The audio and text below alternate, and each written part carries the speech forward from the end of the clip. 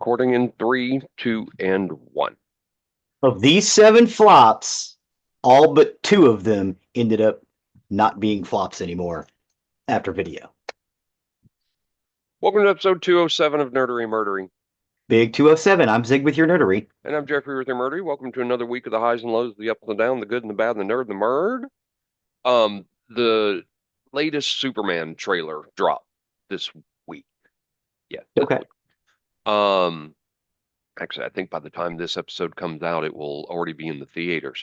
But I've gone from meh to intrigued. The latest trailer was really good. Mhm. Um, really kind of gave, I don't know, it just gave some more intrigue to the film that I didn't have before. I love that they have adopted the the theme song in it from, the original 70s Superman with Chris Reeves Oh, nice. um in there. I'm still a little wary of Crypto, the dog, being in there. I think that might be a little silly. Um, but it looks a lot better than what I first thought. Um, you get a very brief glimpse of Guy Gardner in the trailer. Oh, yeah. So he'll Nathan be in. Fillion. I think it's Nathan Fillion. Yeah, Almost it's Nathan positive it is. Fillion. It's Nathan Um, Fillion in a really stupid blonde bowl cut wig. Red. Guy Gardner's red hair. Red hair. Oh, Yeah. I think they've got him as like a strawberry blonde. Yes, yes, yes, yes, yes, yes. But I couldn't tell it was him from the brief glimpse, so I couldn't. I had forgotten that it was going to be Nathan Fillion, but you'd get a very brief glimpse of him. But I'm more intrigued with this movie now from this second trailer. So I think this is a must watch for me. I love most of the Superman movies. There's a couple that I'm meh. Um, but I think this one may actually end up being pretty good. Um, we're also fast approaching to the Fantastic Four coming out soon, which Mhm. I don't know about that one. I kind of like the idea of it actually taking place like in the 60s. I think that's kind of Yeah, cool. I do that, but I don't know. We'll have to see on that one. Fantastic Four movies have not been very good to date, so we're gonna have I liked the first one. I really liked the first one. was just kind of meh. Doctor Doom wasn't that great. Um, the biggest problem I have with this one is the voice of the Thing just doesn't sound quite right from what you expect. But I'll give this one a watch. I don't know. Um, have we talked about this before? Have you watched The Righteous Gemstones? Yes. Oh my God. I'm in season four of it now. I just started season four last night. You talked about gratuitous nudity in the last episode. Dude, the amount of times that full frontal male nudity is shown in The Righteous Gemstones is sometimes I just love the beyond. very first episode. You get a full frontal shot of Danny McBride walking in with his dong out and just sits down and starts watching TV. And I'm like, oh, Danny. I think Danny McBride is a genius. I think I, he's I do too. brilliant. I do too. Um, And he likes to grab that trope of the Southern idiot yeah, and turn it on its head. yeah. And I love that because they laugh at us because of the way we talk. I Well, and I thought The Righteous fuck Gemstones was them. I thought Righteous Gemstones was going to be a comedy, and while it has comedic aspects to it, it's really a drama. Yeah, yeah. It was very It's dark spry. as shit. Yeah, very, very much so, very much so. But I've really, really liked it. Um, the Danny McBride has said that the fourth season is the final one, that there won't be any more. But I've heard some people who have gotten through it that said it almost kind of opens it up for another one. But I think Danny McBride probably moves on to something else. Yeah. Well, I mean, like he did Eastbound and Down. He ended up doing like a third season of that, but he was like, the story's kind of done. And then he Hmm. did Vice Principals. They really only wanted to do two seasons of that. And Well, then and the they Righteous, wrapped it up, yeah, and then the and Righteous Gemstones, they kind of, I think they're basically done, but everybody loves it. So, yeah, yeah, brilliant, brilliant, but brilliant, brilliant. I bet him and his writing partner end up doing something something else. I'd kind I'm of like to see sure him I'm sure they revisit have To something Put else in Fist the Away works. because that's the first thing they did, and they shot that. Dude, they shot that in like their hometown, this tiny little town. They didn't have any permits, so they were always running from the cops, trying not to get tickets for filming without a permit. I'm sure he's working on something else. I would almost say after the success of Vice Principals and Righteous Gemstones, it will probably be something else with Walt Goggins in it. Uh-huh. I mean, Walt Goggins, I realize is working on, and I don't know if filming is wrapped on Fallout Season 2, Hmm. but I think he'll continue. Walt Goggins has just become a massive success. Yeah. He was great in Justified. He was in The Shield. Hmm. Um, he did, of course, Fallout, Righteous Gemstones, Vice Principals. There's also another series he was in that I haven't watched The yet. unicorn. The Unicorn, but I'm thinking of the White Lotus is Oh getting yeah, yeah, heavy accolades. yeah, Brilliant actor, brilliant yeah. actor. I love Walt Goggins. You Again, same thing. Takes that Southern idiot idea and turns it on its side, and I love that. you want to see him very young, watch Major League 3, Back to the Hmm. Minors. He's in that as a minor league player who's on his way to the pros, and he's hysterical in that one. Not a great He did movie an overall, but episode. He also did an episode of Community where he was a lawyer who just wanted to go hang out with people. It was God, funny, so funny. that's funny. Well, anyway, Let's do shots. great show. Give it a watch. I've been telling everybody about it if they haven't seen it yet. The last thing I had, I just wanted to give a quick preview. I'm not going to tell the content, but the next three episodes, it's a three-parter. So come in, Oh stay yeah. tuned, have a lot of fun. I think we're going to have fun with this one. I Yeah, am done with my notes. there's gonna be some controversy. I'm sure there will be, but I've got my notes noted out. I actually finished my notes last night. I Okay. closed them down finally about midnight. I had just a few things left to note out, but yeah, definitely come back for the next 3 weeks. I think it's going to be some fun episodes for me especially. I love the content. So anyway, that's all I got. You got anything you want to step us over to the nerdery side of the house? I'm kind of ready to do the nerdery side of the house. Go for it. I want to kind of jump into this. Okay. Today we're going to talk about 7 box office disappointments. And as I said in the stab, all but 2 of them ended up not being box office. Well, ended up being financially viable And I after the believe box and office. I believe there's only two that I've never seen. I'm going to go ahead and list them off. Fight Club, Willy Wonka and the Chocolate Factory, The Shawshank Redemption, Blade Runner, The Rocky Horror Picture Show, Valerian and the City of a Thousand Planets, and Ishtar. Those two are the ones I haven't seen. The last two. Um, I will also say this. All but one of these movies is great. Do you know which one is not great? Well, I haven't seen two of them, so Okay. Fight Club's great. Willy yes, Wonka and the Chocolate Factory, great. yes, Shawshank Redemption, yes. uh, one of the best movies of the 90s. Blade Runner, incredible. Rocky Horror Picture Show, love that. Full of camp, love that. I figure Valerian and the City of a Thousand Planets is beautifully shot, beautifully written. It's based on a French comic, and it's incredible.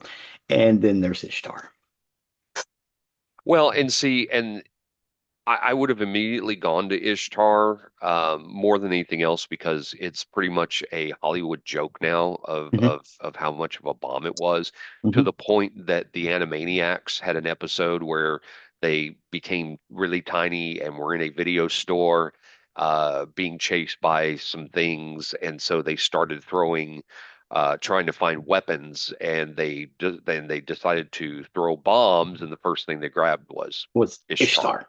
Right. Ishtar. Yeah, I that movie haven't never seen made its money it, back. but Dawn, our friend Dawn, says it's a great movie. So I I don't disagree know. with Don. So I don't know. Anyway, carry on.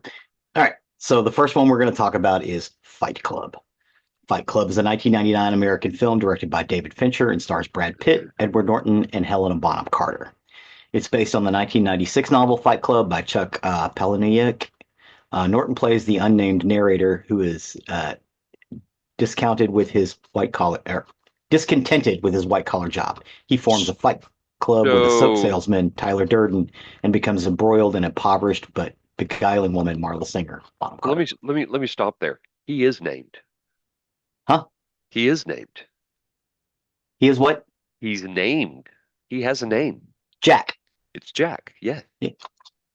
Yeah, in the books, I am Jack's spastic colon. Yes.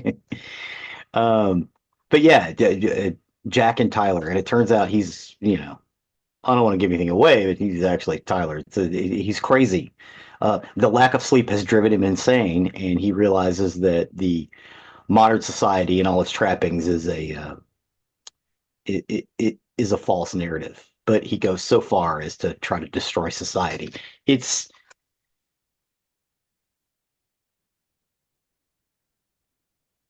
it's almost theater of the mind. I love this film. Um,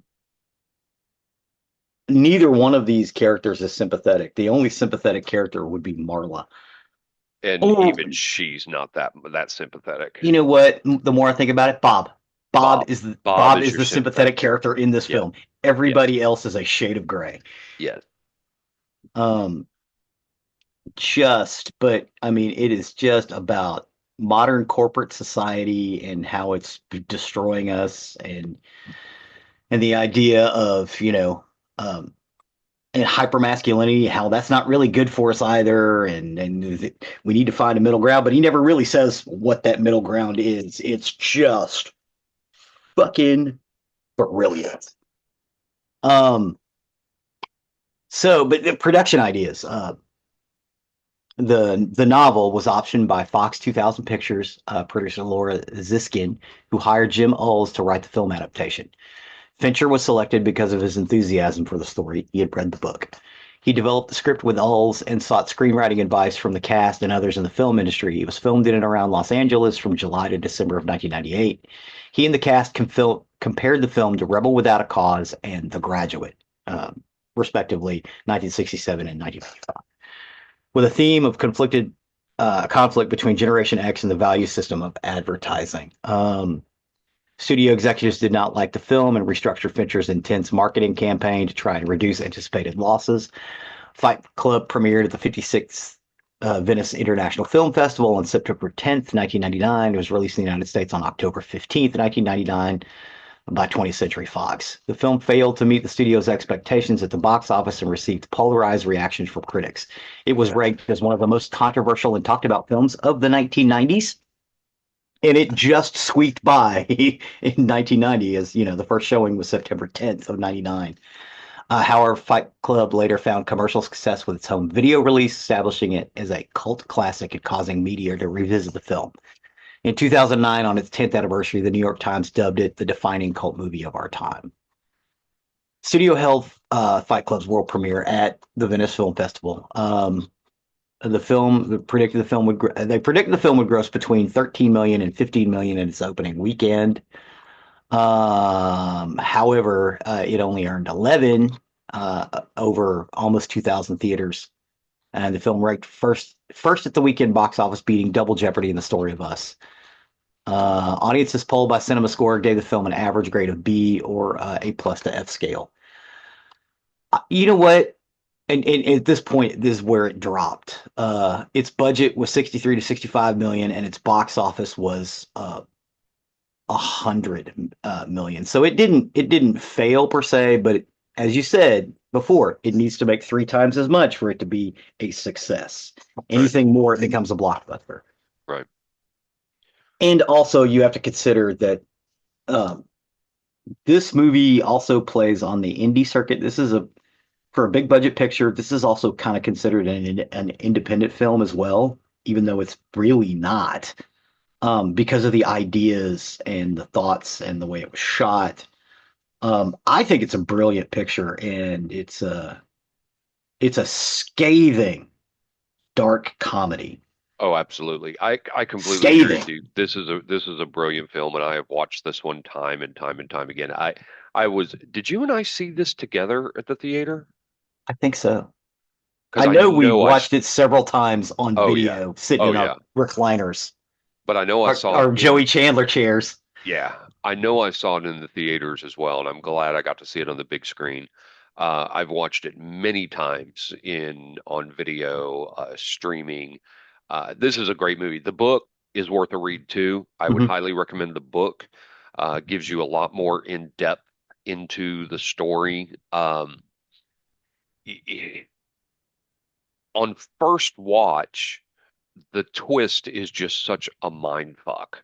Hmm. Um, but go back in second watchings and you see all the clues. It's all It's all yeah, there. it's all laid out. Which It's is like the color red in Schindler's List. yeah, Schindler's List, or I was thinking the M. Night Shyamalan movie, the big one that he did. Oh, The Village. No, not the Village, the first one. Oh, A Sixth Sense. Sixth Sense. Thank you. The word again. I'm having trouble with downs today. I apologize. Color Red was from The Village, though. It was also every time every time red was present, Uh-huh. like the red balloon, the red door handle. Oh, yeah. Yeah. Um, Sorry, side tangent. Speaking of that, I just saw something on this yesterday. Go back and watch The Departed, Hmm. and everybody in the movie that is going to die at Hmm. some point crosses in front of an X. Really? Yes. I just saw this video yesterday and they were showing all the scenes Fucking where Scorsese. I where love the that person who motherfucker. dies steps in front of something that is fashioned in an X, whether it's just, graffiti or Uh-huh. under a bridge where there's, an X construction. Look, watch it. It's pretty wild. I love Marty Scorsese. He's But such a genius. yeah, but yeah, the all the clues are laid out in front of you in Fight Club, and it's a brilliant movie from start to finish.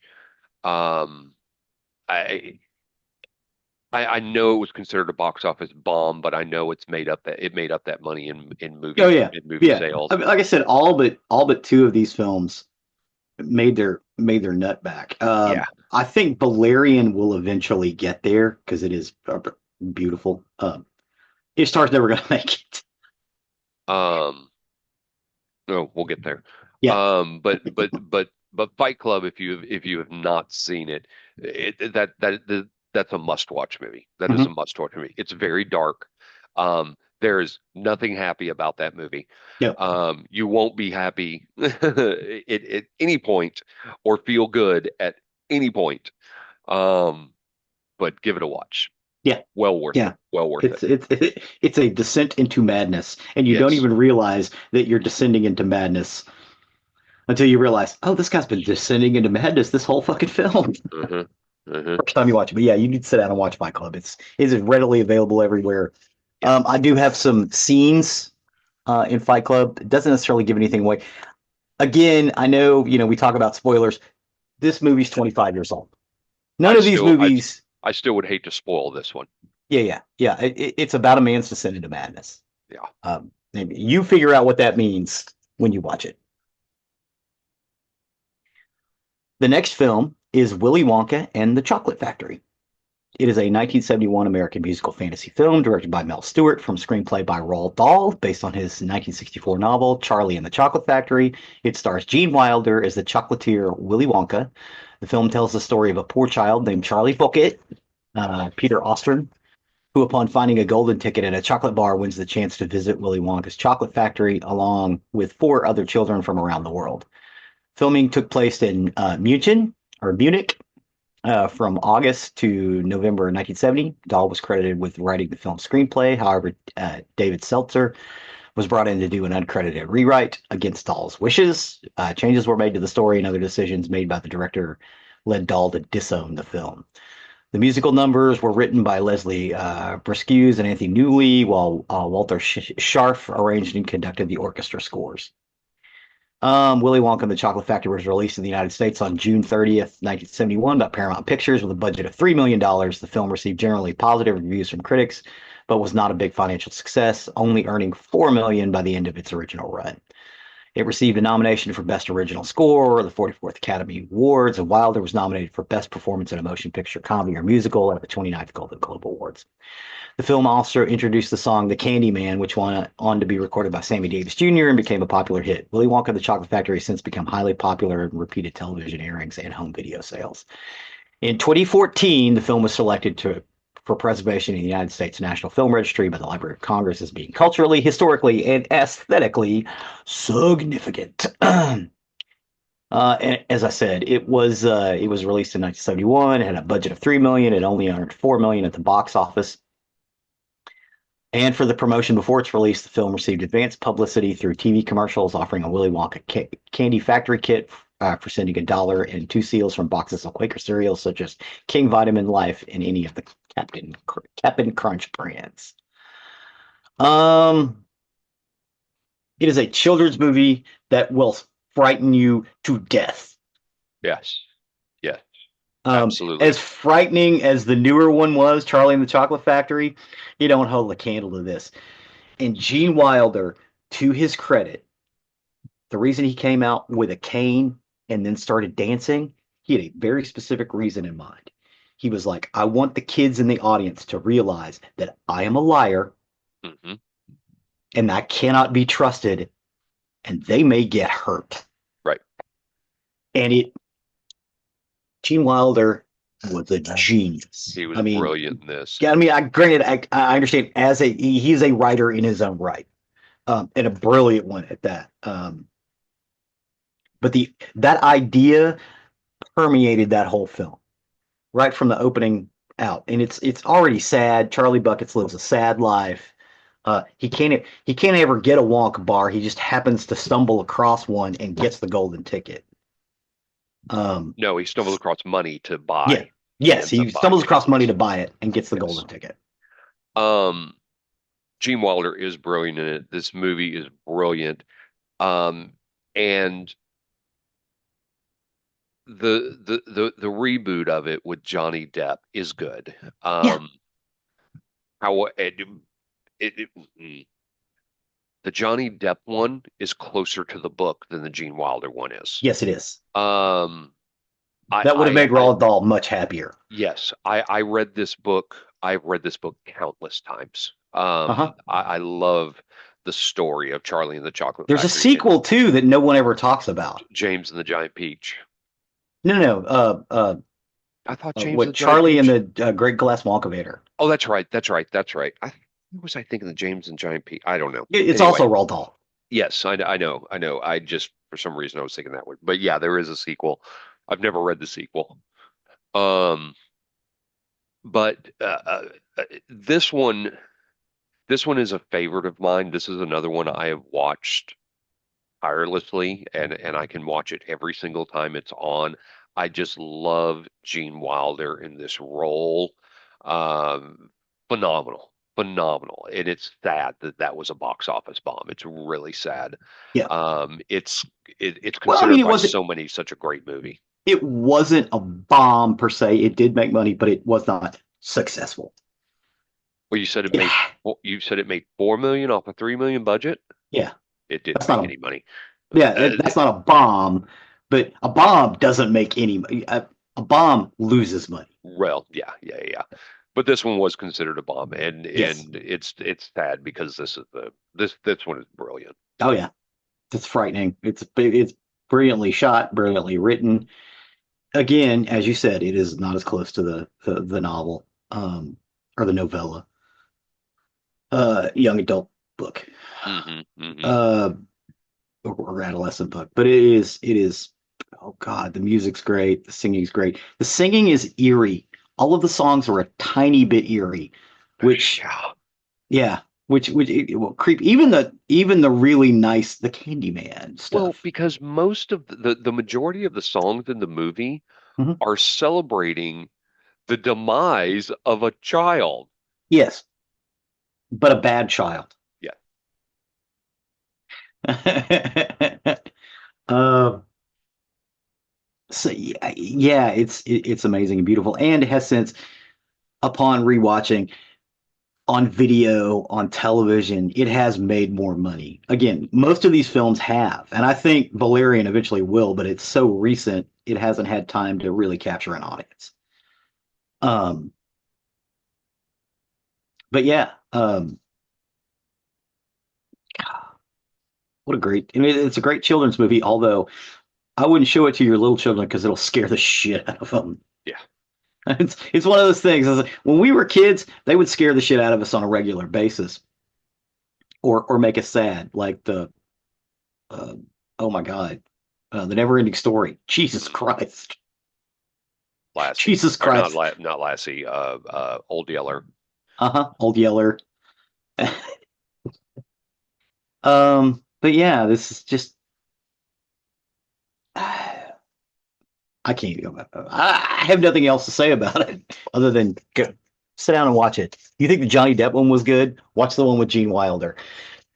And it takes a minute for it to get started. Johnny Depp's kind of jumps into it pretty quickly. This one is a slow burn, but once you get inside this chocolate factory, it's fucking nuts. Fucking nuts. The next film, The Shawshank Redemption. It is a 1994 American prison drama film written and directed by Frank Darabont, based on the 1982 Stephen King novella Rita Hayworth and The Shawshank Redemption. The film tells the story of a banker, Andy Dufresne, Tim Robbins, who is sentenced to life. Dufresne's. Dufresne's. Dufresne, sorry. Yes. You've seen this a time or two. Sentenced to life A in few, Shawshank yeah. State Penitentiary for the murders of his wife and her lover, despite his claim of innocence. Over the following 2 decades, he befriends fellow prisoner, contraband smuggler Ellis Red Redding, Morgan Freeman, and becomes instrumental in a money laundering operation led by the prison warden Samuel Norton, played by Bob Crutton. William Sadler, Clancy Brown, Gil Bellows, and James Whitmore appear in supporting roles, as well as oh my god, the Kurgan. Uh, Darabont purchased the film rights to King's Story in 1987, but development did not begin until 5 years later. Clancy Brown. It just took me a second. Again, I can't. Something's going on with my brain today. Nouns are leaving me. It's all right. When he wrote the script over 8 weeks, 2 weeks after submitting his script to Castle Rock Entertainment, Darabont secured a $25 million budget to produce The Shawshank Redemption, which started pre-production in January of 1993. While the film is set in Maine, principal photography took place from June to August of 1993, almost entirely in Mansfield, Ohio, with the Ohio State Reformatory serving as the eponymous penitentiary. The project attracted many stars for the role of Andy, including Tom Hanks, Tom Cruise, and Kevin Costner. Thomas Newman provided the film's score. Um, I think all of that would have been a mistake. I'm going to be honest. Tim Robbins is perfect for that role. Um, and had I been casting that film, I wouldn't have thought that. You know what I mean? I would not have thought Tim Robbins for that role, but oh my God, he is good in that. Um, Now, The Shawshank Redemption did receive critical acclaim upon its release, particularly for its story and the performance of Robbins and Freeman. It was a box office disappointment, earning only 16 million during its initial theatrical run. Many reasons were cited for its failure at the time, including competition for the film's Pulp Fiction and Forrest Gump. Goddamn. The general unpopularity of prison films, its lack of female characters, and even the title, which was considered confusing for audiences. So It went on. go back real quick. Mhm. Shawshank Redemption went up against Forrest Gump, Pulp Fiction, Quiz Show, and Four Weddings and a Funeral. Yeah. It was to me one of the best Oscar season ever. Hmm. Any It one of wasn't. those could have been Best Picture. Yeah. Yeah. And honestly, the one that won is probably the weakest film in that set. A lot of people think that Uh, Quiz Forrest Show was Gump incredible. Quiz Show was incredible. But a lot of people found Quiz Show a little boring. Yeah. It's a slow moving one. Yeah, it is. The reason Forrest Gump won, and I'll state it to this day, and I think I've said it before, is the scene where he sees his son for the first time. His acting in that role, in that scene, propelled it to number one. You think because so? it's a wonderful scene and so touching. Forrest Gump won because it pulls at the heartstrings. Yeah. Yeah, it's what how did I put it before? It's a it, it's a baby boomer love fest, Yes. and Yeah. whereas the Yes. rest of these are just good films. Right. I But, it, but it well, and the thing is, I I think both Shawshank and Pulp Fiction were wronged. I think Forrest Gump is a great movie. I really do, but I think Pulp Fiction or Shawshank should have won. yes. Um, I, I've watched Forrest Gump multiple times, and it's a great movie. It's a really good movie. Mhm. It's a fun movie to watch. Pulp Fiction and Shawshank to me are in is in top 10 movies of all time. Mhm. Especially Shawshank. Shawshank is a stop down movie. Yeah. Yeah. Yeah. Shawshank. I think Shawshank Redemption was. I'm gonna be honest. I think of that pack is probably the best movie. It may be the best movie of the '90s. Yeah, I could definitely say that. Yeah, it's based on a good piece of literature, which was just a novella. Yeah, it was a novella. So Rita Hayworth in Shawshank Redemption was part of Stephen King's books Different Seasons, which out of that you get Shawshank Redemption, Apt Pupil, which also got made to a movie that wasn't really that good, but Apt Pupil and The Body, which became Stand By Me. Stand by Me. Three, the only one that hasn't ever come out is The Breathing Method, and I really don't remember that much about The Breathing Method. Hmm. But this was these were some really really good books, and movies sometimes have a hard time with Stephen King stories Hmm. simply because the bulk of his short stories seem to be a lot more successful, and I think that's because in his full novels, as I've talked about way back when, um, Stephen King spends so much time character building so that you are emotionally invested with the characters by the time you're in the middle and towards the end. His short stories don't spend as much time character building. So it's a little easier to transpose those into movies. I'm really excited because someone has bought the rights and they're going to redo The Running Man. Oh, nice. I'm very excited about that. And in production now is The Long Walk, which is a Really? brilliant short story. Yeah, I love The Yes, Long Walk. yes. I Matter of fact, I love The need to Long look it up. Walk. The Long Walk And movie. again, I've said this before. I am not a huge fan of Stephen King. I Whoa, like him. 2025? I am a huge fan of Richard Bachman, even though it's the same dude. When he writes as Richard Bachman, it's different. Okay, And I I, may cry because there is actually a trailer out for The Long Walk. It comes out September 12th. oh, we're getting The Long Walk in September? Oh my gosh. And Cool. I hope it's a little. Frank Darabont had got the rights. Frank Darabont, who we were talking about now, who did the Shawshank Redemption. Produced by Lionsgate Films, Francis Good. Lawrence directing. Oh, I'm wow, Mark Who's Hamill's in it? directing? Francis Lawrence. Hold on. We're going to stop the showdown for just a second Uh, here, folks. When this Constantine. comes out, He did Constantine, the 2005 movie. oh, oh, and one of the Hunger Games films. Oh, he did Catching Fire and both the Mockingjays. Okay, yeah, as soon as we're done, I have to watch this trailer because the trailer for The Long Walk is out. I love The Long Walk. Yeah, that's a good book. And Mark Hamill is in it. Oh, Dude. yeah, this Okay, sounds awesome. I'm sorry. I hate to be crude, but kind of got a little stiffy right now. You ain't the only one. Okay, kids, when this comes out, this movie may be out, so you go check it out. I think, yeah, yeah, we'll be close.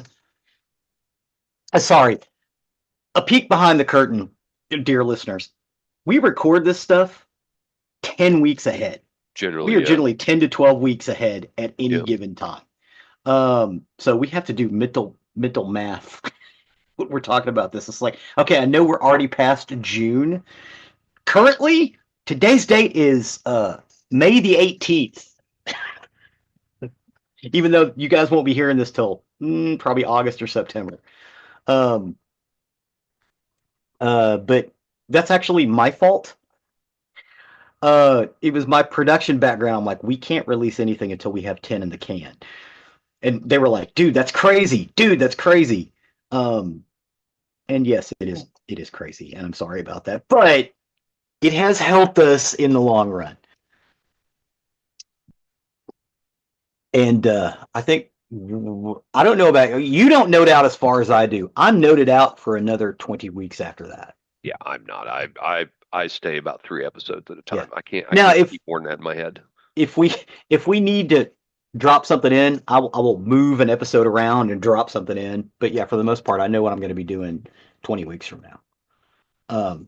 Again, hate to stop down the show, but Yeah, we completely stopped down the show for the long which geez, I'm excited about. yeah, I yeah, can't wait yeah. to That's watch the that's show. pretty nerdy. So anyway, window of Yeah, opportunity, Shawshank thank Redemption. you, thank you, thank you. Wait, here's our window of There we go. opportunity. So, Shawshank Redemption had a budget of $25 million and made $73 million at the box office. Not quite, almost triple. Um, it was still a disappointment, and that's what this episode is titled: "Box Office Disappointment." It's not necessarily bombs. I think that's so funny that this is considered a box office disappointment because I know it is, Yeah, but I mean it was it's so so hyped for close. the Oscars Mm-hmm. and it's considered by many as in the top five greatest movies of all time. Yeah, yeah, definitely Um, one of the best movie of the '90s. It, Phenomenal that this bombed in the box office. and it's beautiful and brilliant. And honestly, I can't go back and watch Forrest Gump. I I can. it doesn't. It honestly doesn't hold up for me. Quiz show I can go back and watch. I can go back and watch this one. I can go back and watch Pulp Fiction, which I have. Yes. Um, yeah, but this one is particularly. I could go watch this movie right now. Yeah. And it's brilliant and beautiful, and Morgan Freeman and his voiceover in this film is Hmm. amazing. Everybody in this movie is amazing. But this movie really kind of lived on cable and video. Everybody had this movie. It was on cable all the time, and it'd be like you'd be looking for something to watch. It's like, oh, Shawshank's on, and you just put it on in the background. It was always on somewhere. It was like Gilligan's Island. Somewhere it was on. Um, but yeah, it's one of those films that you really need to see. I've got some good scenes for it in the YouTube. yeah YouTube playlist. The best scenes of Tim, some of the stuff where he really gets away, which is my favorite. Um, the next film is Blade Runner. Blade Runner is a 1982 science fiction film directed by Ridley Scott from a screenplay by Hampton Francis and David Peoples, starring Harrison Ford, Rutger Hauer, Sean Young, and Edward James Olmos. It is an adaptation of Philip K. Dick's 1968 novel, Do Androids Dream of Electric Sheep, which very early on we did an episode on this film and that book. It was just like, let's just talk about all of it. The film is set in the dystopian future Los Angeles of 2019, in which synthetic humans known as replicants are bioengineered by the powerful Tyrell Corporation to work on space colonies. When a fugitive group of advanced replicants led by Roy Batty, Rutger Hauer, escapes back to Earth, burnout cop Rick Deckard reluctantly agrees to hunt them down. Blade Runner initially underperformed in North American theaters and polarized critics. Some praised its thematical complexity and visuals, while others critiqued its slow pacing and lack of action. The film's soundtrack, composed by Vangelis, was nominated in 1982 for a BAFTA and a Golden Globe as Best Original Score. Blade Runner later became a cult film and has since come to be regarded as the greatest science fiction films, or one of the greatest science fiction films. Hailed for its production design, depiction of high-tech but decaying future, the film is often regarded as both a leading example of neo-noir cinema and a foundational work of cyberpunk. It I don't has remember. influenced... Go ahead. Go ahead. No, no, please go ahead. I don't remember if we said this in the episode we covered, and we don't need to hash too much on this. I mean, because we did cover this in an episode. But the funny thing, and I don't remember if I said it, the first time The first time I saw Blade Runner Mhm. was with you at the Ridgely for the director's cut. Yes. I did not see it previous to that. Okay. I'm getting ready for the hate mail. I love the extra scenes in the director's cut. Um, I like Decker's voiceover, which they took out in the director's cut. I know Ridley Scott didn't want it. I I, like the voiceover I don't know because that it. there's going to be hate mail for that because I agree with you because I've gone back since and watched the original. Uh-huh. I think the voiceover is important. Yeah, yeah, it makes it more of a gritty gumshoe detective Yes. idea because that's the way he did it. Yes. Um, there is a version where you get the extra scenes with the voiceover, and it's brilliant, and that's my favorite. That's my favorite because there's like 4 or 5 versions of it. Mm. Uh, it also brought the work of Philip K. Dick to Hollywood's attention and led to several film adaptations of his work. In 1993, it was selected for preservation in the National Film Registry by the Library of Congress. Oh, going back to that Ridgely thing, I saw it originally in that theater, and then I saw it like 20 years later with the director's cut. That's funny. Yeah, almost in the same seat. Blade Runner is released in 1,213 theaters on June 25th, 1982. The date was chosen by producer Alan Ladd Jr. because his previously highest grossing film, Star Wars and Alien, had a similar opening date, May 25th, for 77 and 79, making the 25th of the month his lucky day.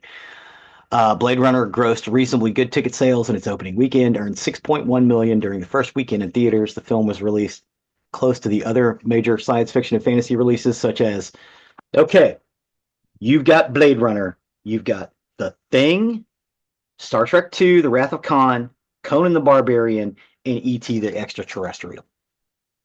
Oh, and E.T. smoked them all. Oh, God, yeah. But you think about this, all of those movies were released within a month of each other. None of them stood a chance to E.T. No. None of Uh, them. Blade Runner had a budget of $30 million and a box office of $41.8 million. So again, it didn't lose money, but it also didn't do what it was supposed to do. Um, and it was by the Ladd Company, which also went on to do Tron like the next year, I think. We got another Tron coming out, by the way. Oh, nice. The Uh, sequel to the last one. yeah. When we said so, we had crap television in the 80s. It was all doctor shows and police procedurals. Occasionally, we get a science fiction show, and it would last 6 episodes. But at the movies in the 80s, that's where we lived. Oh yeah. That's where we live every other week. Again, within a month, you've got Blade Runner, The Thing, Star Trek II, The Wrath of Khan, Conan the Barbarian, and E.T. the Extraterrestrial. I saw Mhm. all of them in the theaters with my grandfather. Um, saw E.T. twice. Went to go see it with my aunt and my cousins as well. Yeah, E.T. was 82. Is that Yep. right? Yep. And then the very next summer, Return of the Jedi. Uh-huh. And if I'm not mistaken, Indiana Jones and the Temple of Doom. In that area somewhere, Yeah, yeah. Tron. I was just summer blockbuster movies were the thing in the early 80s. Thank you, George Lucas, for that. Um, but yeah, it was just amazing. It's this amazing science fiction film. Again, I always feel like I'm in the minority, but you were with me on this one. I like the narration. Yeah, The film is brilliant without it. It is better with it. agreed. Um, I do like the extra scenes because the extra scenes were put in there to make it ambiguous as to whether or not Deckard is a replicant as well. Hmm. And the truth is, Deckard is not a replicant. Deckard has just been hunting them so long, he's starting to act like one. Um, but I think they should. I think they should have kept those films in there, or those pieces in there. And the idea of a replicants, are they human? Are they not? Well, they're biomechanical, so they're not really machines anymore. They're living, breathing things. Um, and they have memories and minds and brains. And Roy Batty's closing scene is amazing. But yeah, Deckard ends up retiring them all. It's brilliant, beautiful, love it. Can't recommend it enough. Actually, all of those films, go see all of them. Just sit down and watch them. It's worth a watch. Spend a weekend watching old sci-fi movies. Um, the next film on our list is the Rocky Horror Picture Show. It is a 1975 independent musical comedy horror. Say that three times fast. Independent musical comedy horror. The film was produced by Lou Adler and Michael White, directed by Jim Sharman, and distributed by 20th Century Fox. The screenplay was written by Sharman and Richard O'Brien, who also played the supporting role of Riff Raff. The film was based on the 1973 music stage production, The Rocky Horror Show, with music, book, and lyrics by Richard O'Brien. The production is a tribute to the science fiction and horror B movies of the 1930s to the early 1960s. The film stars Tim Curry, Susan Sarandon, and Barry Bostwick. The film is narrated by Charles Gray, with cast members from the original Royal Court Theatre, Roxy Theatre, and Bellicose Theatre productions, including Nell Campbell and Patricia Quinn. The film opened in the United Kingdom at the Rialto Theatre in London on 14th August 1975 and in the United States on the 26th of September on the UA Westwood in Los Angeles. It did well at that location, but nowhere else. And then they started the midnight movie screenings about a year after it was released. So It if you haven't seen this movie, and if we convince you to see this movie, which I hope we do, watch it in this order. See the live performance first, Mhm. and then watch the movie by itself so you can at least appreciate it. If you watch the movie by itself first, you may be turned off. Yeah, this movie. The I love live, this movie. I think it's great. It's very I, campy. I It's agree, I agree, but the live production and it was written for this. yeah. And the live production just adds to it. So yeah, Um, what we're talking about is when you go to see this as a midnight movie, because there are people out there who may not know. You have people yelling things at the screen, yes. and there's audience participation. You throw out toast or rice or squirt guns, and you put newspapers over your heads, and a cast is acting out the film in front of the screen while it's going on. hmm It's It's amazing. it's brilliant. Ziggy and I have been to Midnight Rocky Horror so many times. Uh-huh. At one point, he commented, "You know what's funny? We're the old creepy guys that we used to make fun of years ago." As we're Like sitting in the that theater was like enjoying 20 it. years ago that I said that Oh too. yeah, and there's a local group here that does it every Halloween, and we missed it last year, but I want to hit it this year.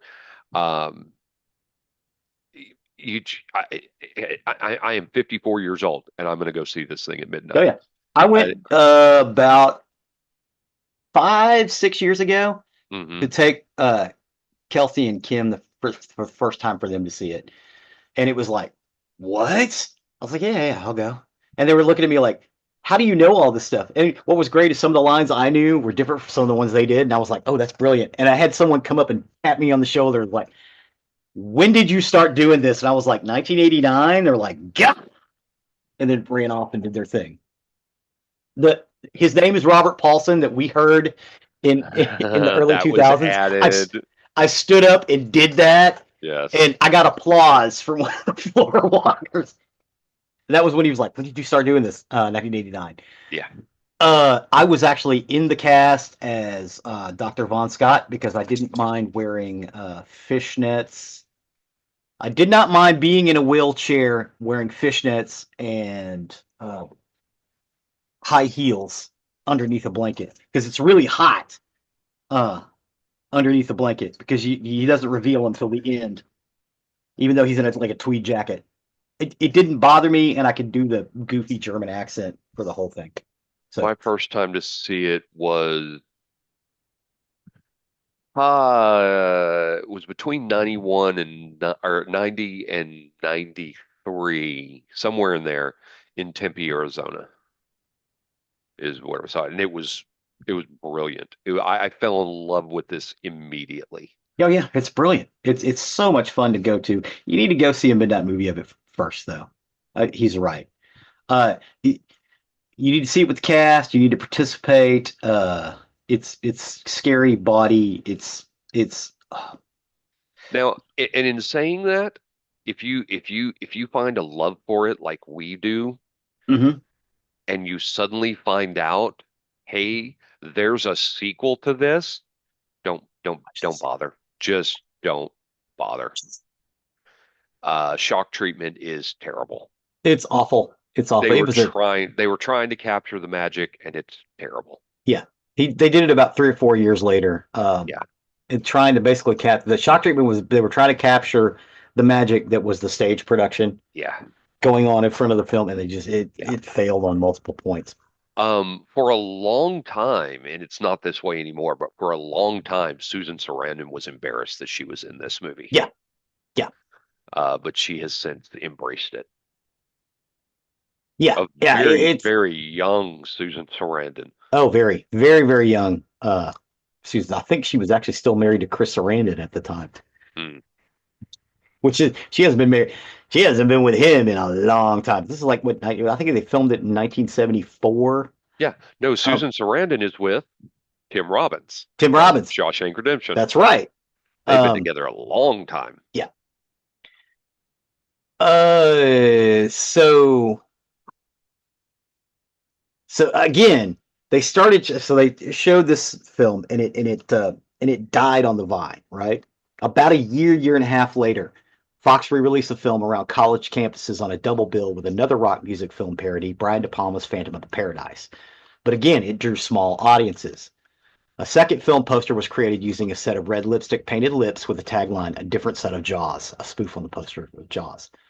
The lips of former Playboy model Lori Shark are featured on the poster. Um, with Pink Flamingos and Reefer Madness making money at midnight showings, Fox executive Tim Deegan was able to talk distributors into midnight screenings, starting in New York City on April Fool's Day of 1976. So again, about a year later. Um, and then they started showing them on those college campuses. Eventually,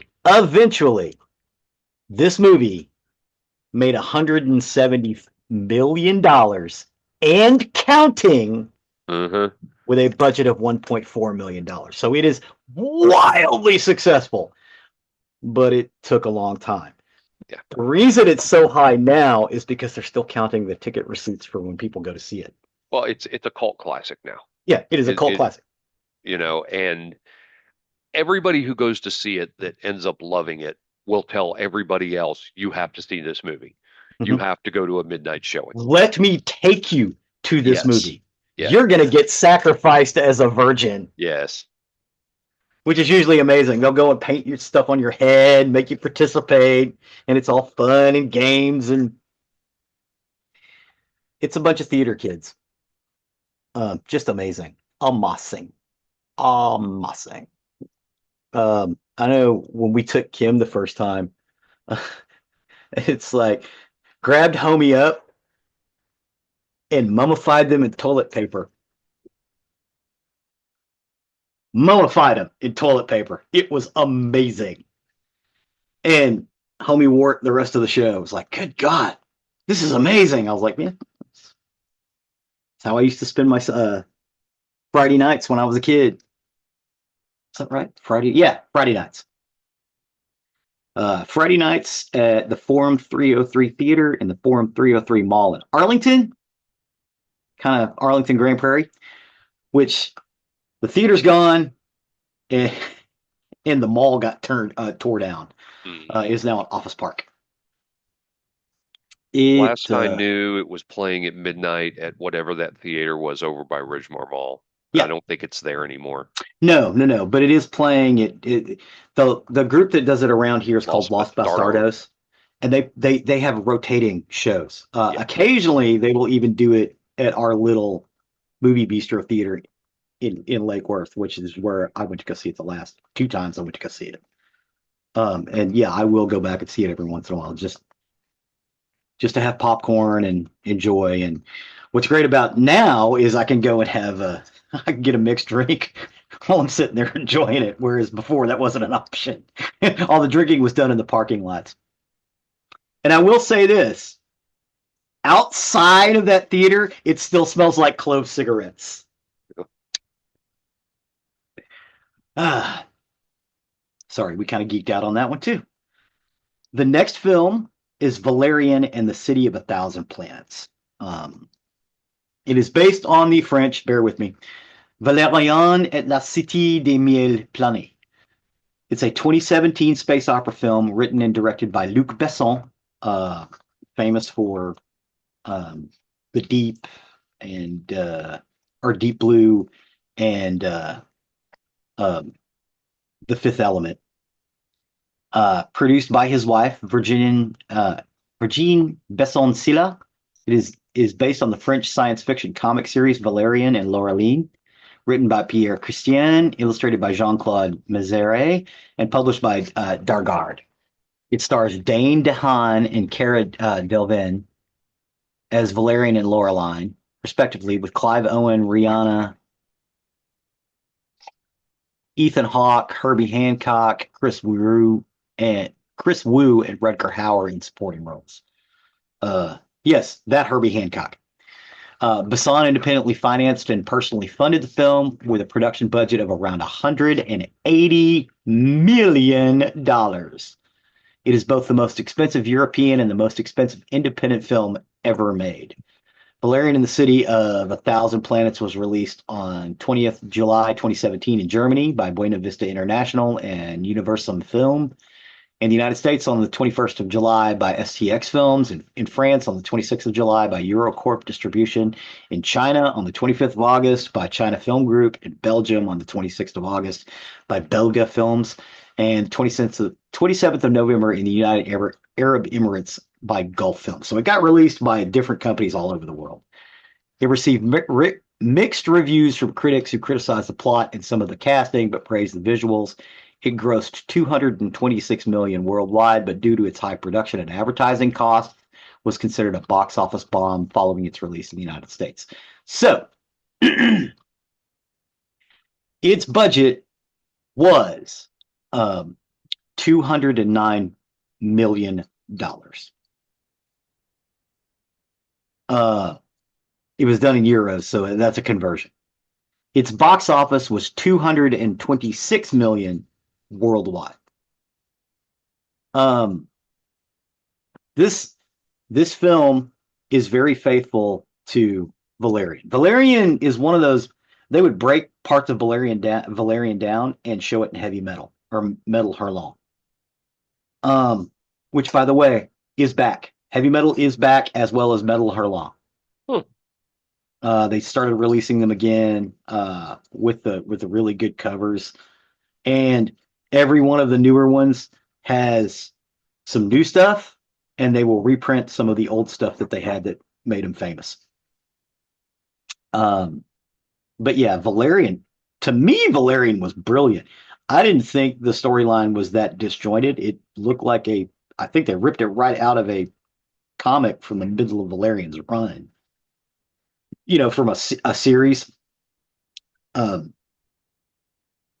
or a serial. Um, brilliant, beautiful, well shot. The music's great. A lot of David Bowie, uh, a la Space Odyssey stuff. And the idea it starts with is there is this space station orbiting the Earth, and other countries start adding to it, like the International Space Station. I think it actually starts as the International Space Station. And eventually it becomes like this spaceship city. Um, it starts to become a problem because it's so big, it's starting to mess with the gravitation of the Earth. So they decide to send it out into interstellar space, still in contact with the Earth.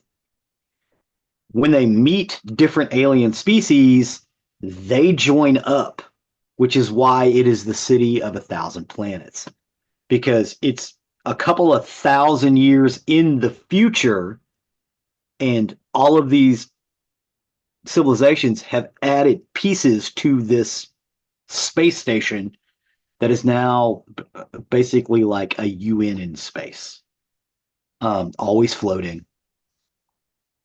And Valerian and God, I'm going to mispronounce her name again.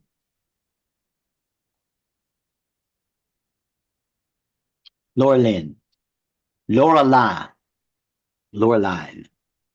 Okay, my French is terrible today. Probably the same place where my nouns are. Uh, it is amazing. I actually don't like that actor who plays uh the main character, Valerian. Everything I've I seen have him in, I don't care for him. He's not bad, but he's not good. You know what I mean? He's just okay. He's actually pretty good in this. I like him as Valerian, but Valerian's kind of in the comic. Valerian's kind of hmm the idiot hero type, and his partner is the one who's smart. He kind of pulls that off. I think because this actor may not be very bright. That may be why he's pulling me out, and I could be wrong about that. I But was he just plays, looking at that a minute. yeah, Dane DeHaan. yeah, See if I've seen him in anything else. yeah. Oh yeah, he was Harry Osborn in The Amazing Spider-Man 2. yeah. He again, he's okay. He's okay. He's just not great. Yeah. But I don't think the film didn't suffer because of that. I think he was fine as Valerian. I would have cast somebody else, maybe somebody a little bit older, because he doesn't come off as a wizened cop as much. Uh, but he was good as Valerian, and she was good as Loreline. And the rest of the cast was just amazing. Herbie Hancock was good. I loved Rihanna in her scene. Just outstanding, beautiful visuals.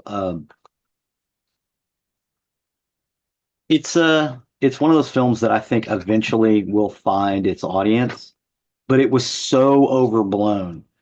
There was a big push on announcing it and everything else in 2017 when it came out. Uh, but it was one of those things. It was like, oh my god, and then it started to get the press that, oh, nobody's seeing this movie. This is going to be a bomb, so people didn't go see it in the theaters. I didn't see it in the theaters, um,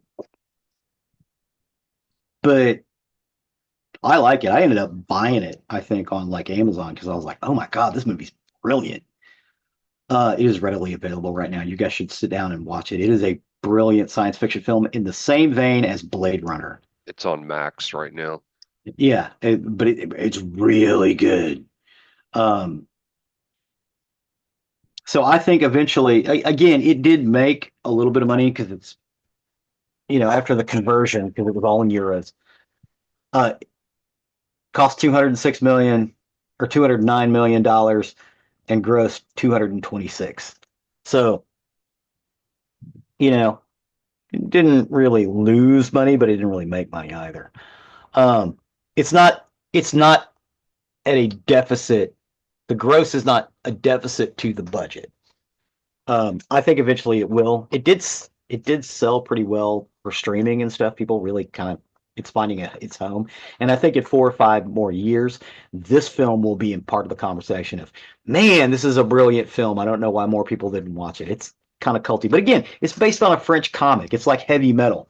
Not many people were into heavy metal when it came out either, and now it's like, oh my god, this was the most brilliant piece of animation I've ever seen. Give it time. Valerian will get there. The final film in our list, and again, full apologies to our friend who's been on the show, Don Perry. This film is awful.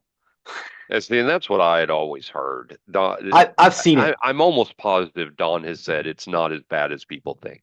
I Yeah, could be wrong on that, but I I don't think think he he has. actually went as far as saying it's a good movie. I think he said it's Right. not as bad as people think. Yeah, that may be it. Okay. I'm sorry, Don. I agree with you wholeheartedly. It's not as bad as people think. It's just dull. It is a 1987 American adventure comedy film written and directed by Elaine May and produced by Warren Beatty, who co-stars opposite Dustin Hoffman. The story revolves around a duo of talentless American songwriters who travel to a booking in Morocco and stumble into a four-party Cold War standoff. Shot on location in Morocco and New York City by cinematographer Vittorio Storaro, and production drew media attention before its release for substantial cost overruns on top of a lavish budget, and reports of clashes between May, Beatty, and Storaro. A change in studio management at Columbia Pictures during post-production also led to professional and personal difficulties that undermined the film's release. Ishtar polarized critics and became a notorious failure at the box office, many initially considering it to be one of the worst films ever made. I wouldn't go that far. Uh, Although critical support has increased significantly since release to the point where it received 2 votes for the greatest movie of all time in the 2022 iteration of the British Institute Sight and Sound, decent polls. Its 2004 DVD release excluded North America, where a director's cut running 2 minutes shorter was released on Blu-ray in August of 2013. Negative buzz about Ishtar and its high budget was widespread in the press long before the film reached theaters. In an interview with May, Mike Nichols described the bomb as the prime example that I know of in Hollywood of studio suicide, implying that the Putnam sandbagged the project by leaking negative anecdotes to the media because of his grudges against Beatty and Hoffman. Before releasing, market research led Columbia to believe the film would fail. Its head of marketing, Pete Seeley, advised the studio to minimize its loss by cutting the film's advertising budget. Instead, Columbia spent even more to promote the film, afraid of alienating Beatty and Hoffman. Ego trumps logic in Hollywood. Despite negative press, 3 previews went well. Beatty describing one in Toronto as the best he had ever seen. Ishtar on more than 1,000 screens across the country took in 4.2 million, which is an equivalent to 11.3 million in today's money, winning the weekend, being number 1 at the box office. However, it outgrossed The Gate, a low-budget horror film with no stars, by a mere $100,000. The Gate is phenomenal, by the way.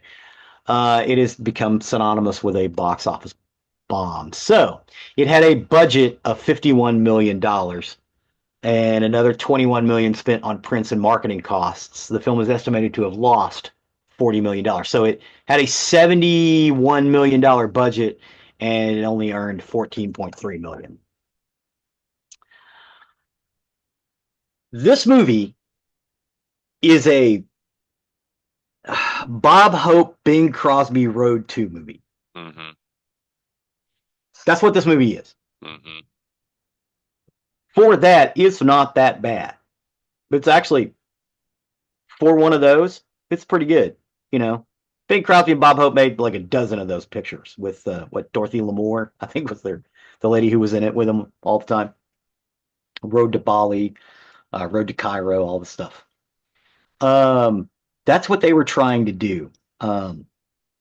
The problem is you can't really do that in the 1980s. You can't make a Road 2 movie like that. You have to do something different because the tropes that they're using don't exist anymore. You know, you don't have old vaudevillian song and dance men trying to book gigs in New York and end up going to Morocco. You know what I mean? We don't have vaudevillian song and dance men anymore. The only place where vaudevillian song and dance men exists is in England, and they don't call them vaudevillian; they call them dance hall.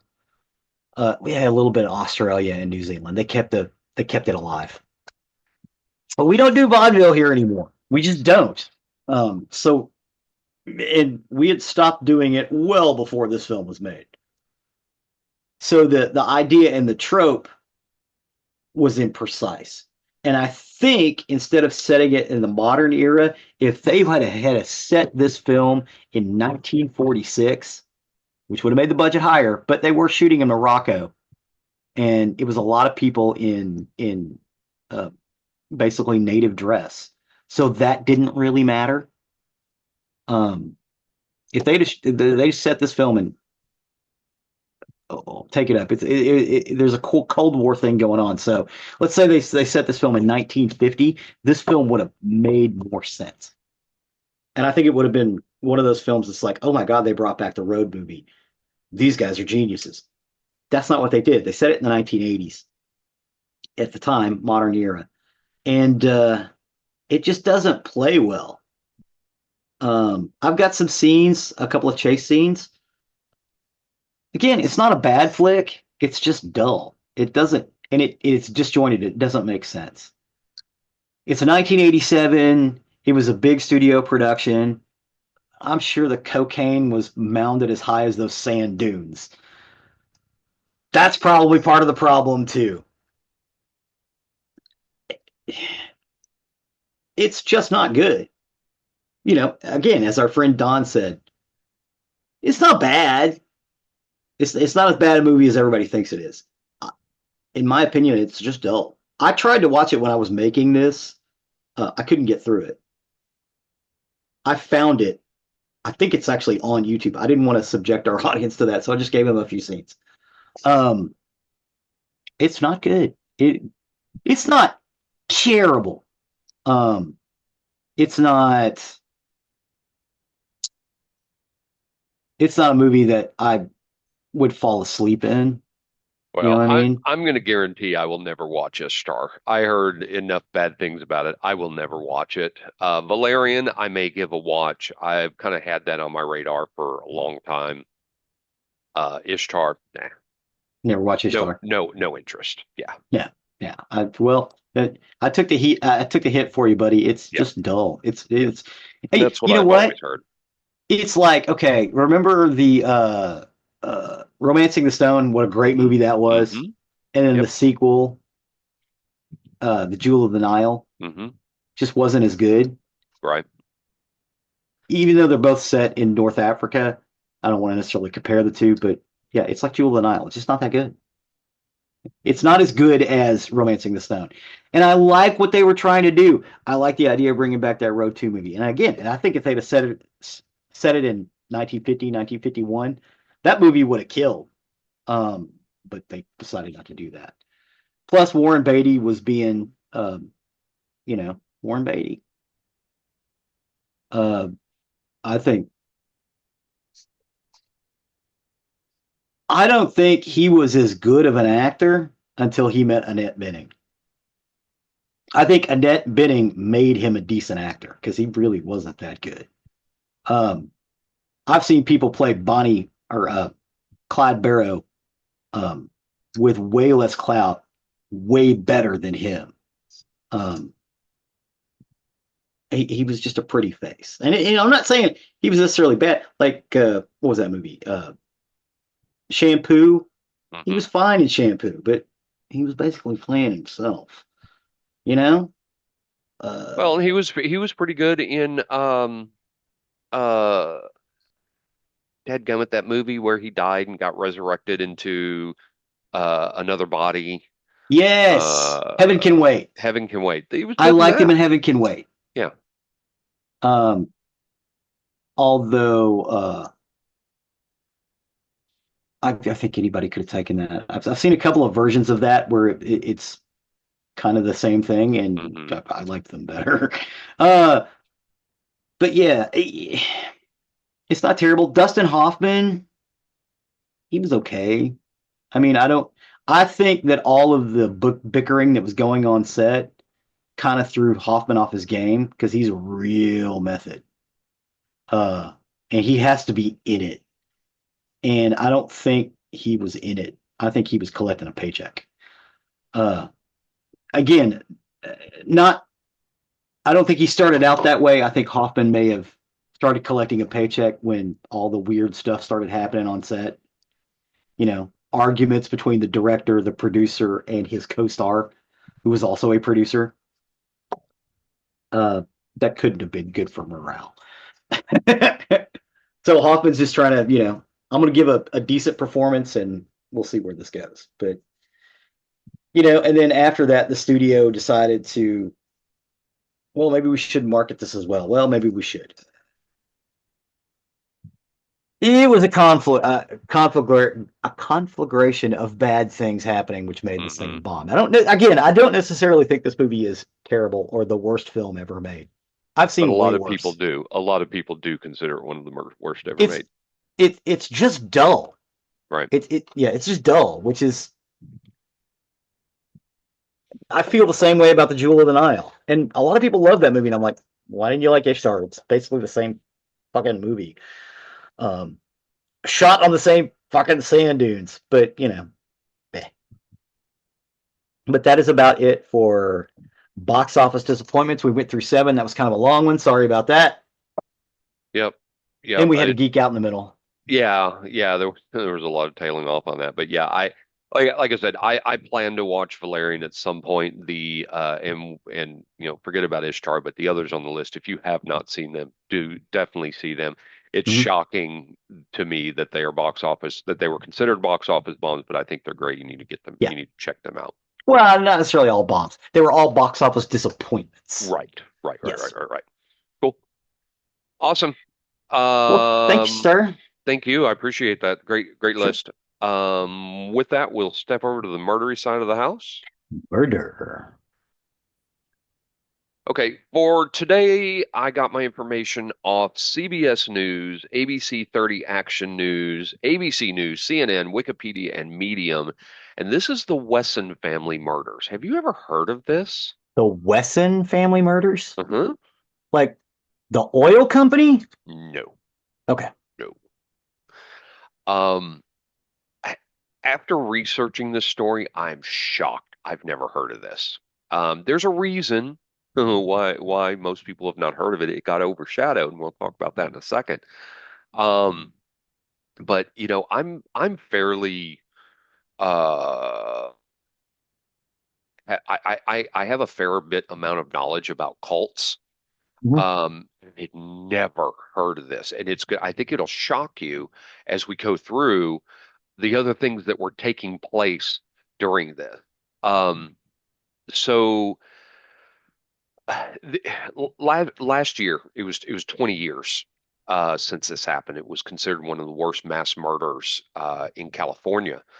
Um, in 2004, Californians and actually Americans in general were fixated on Scott Peterson and the murder Mhm. of his wife Lacey and their unborn son. Listen to our episode 194 if you want more of that story.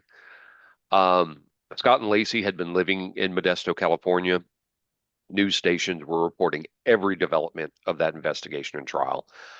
Most started their working day standing at office water coolers, telling about the latest reports of Scott and Amber Frey, his mistress, the slaying of Lacey. But there was another case that was going on right at the same time, and and shocking. It was a shocking one. And as we listened to it, or as I talk about it, was it because the Petersons were an affluent white couple and this case involved people of color? Maybe. I don't know. Regardless of it, we're going to talk about it today. Good. So in the quiet city of Fresno, California, Marcus Wesson's reign of control and manipulation ended in unspeakable tragedy, one that left the community in shock and forever haunted them by the chilling details of his crime. What happened behind closed doors of the Wessons' home was a twisted story of fanaticism, deception, and a family that was trapped in grips of terror.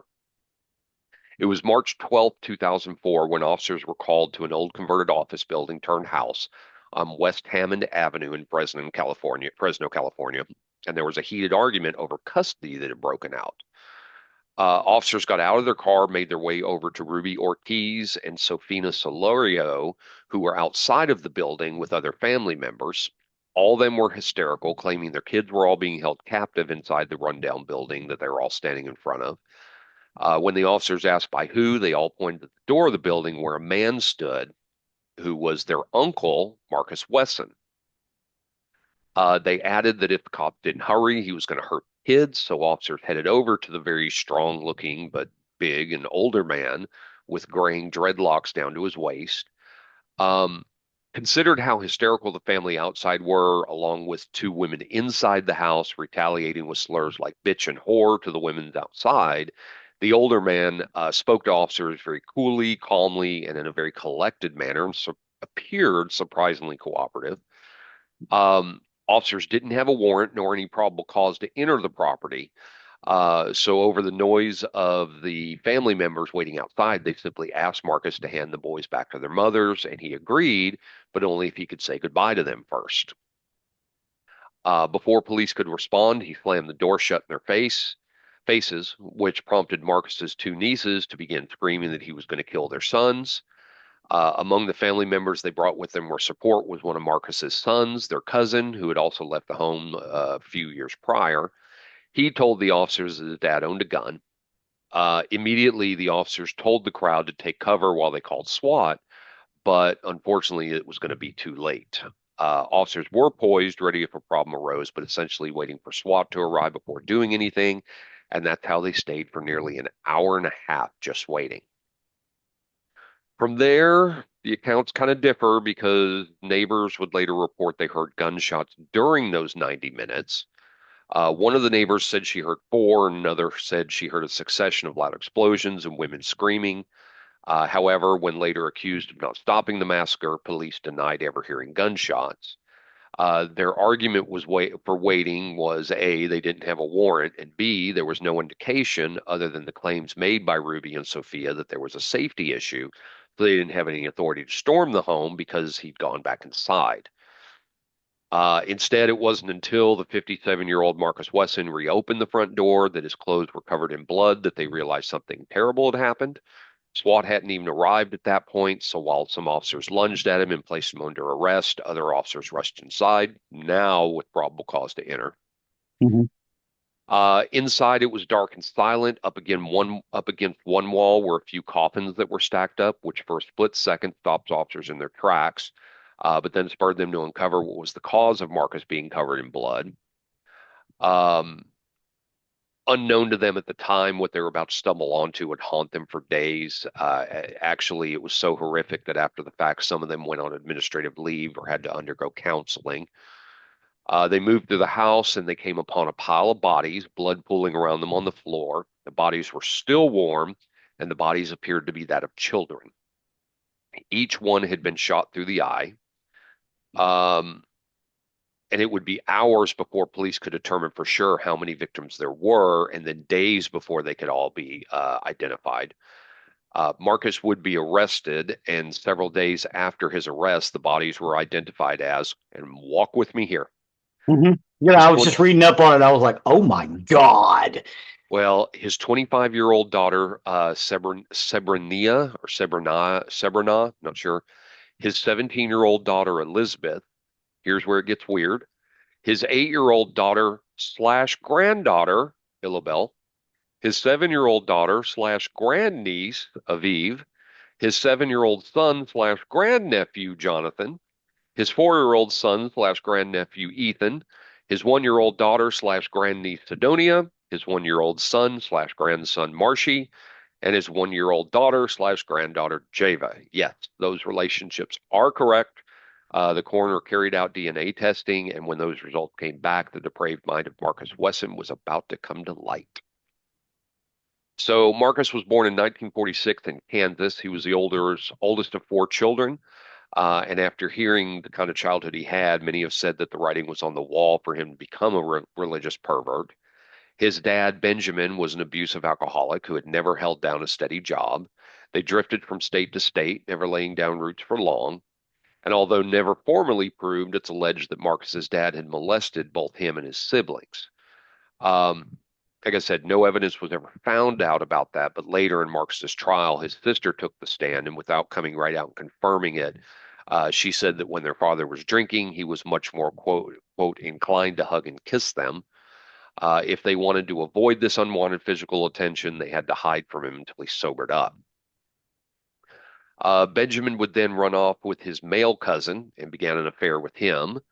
Their incestuous relationship lasted for a decade before he came back home to Marcus's mom and the kids, ready to be a husband and dad again, acting as if he had never been gone.